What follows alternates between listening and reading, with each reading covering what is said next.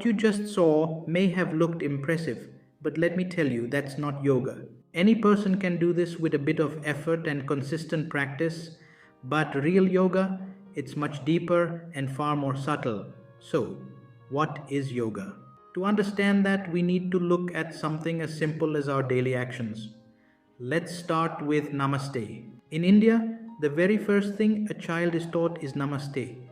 But most of the time, it's done mechanically, without thought. Now, Namaste is not just a greeting, it carries profound meaning. It means, I see the energy within you. I am not this body, I am energy.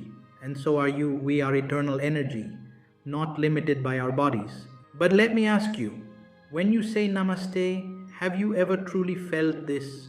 Do you see the person in front of you as energy? Most likely, no. We do the gesture out of habit, but the deeper meaning is forgotten.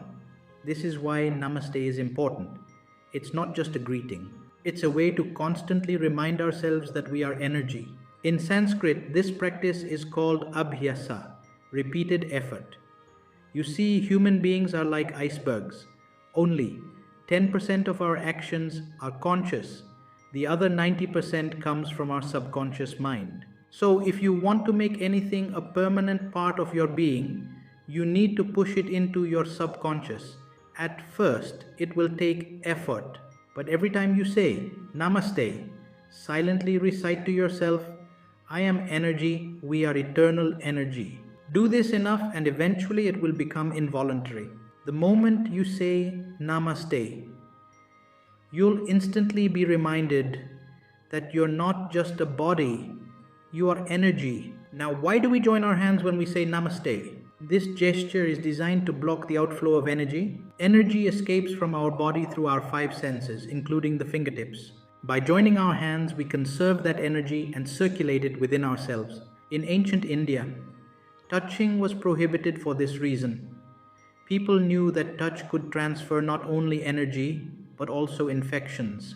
You might remember Namaste gained global attention during the COVID-19 pandemic for this very reason. It was a hygienic yet deeply respectful way to greet others. Even in moments of conflict or anger, the Namaste gesture serves as a shield.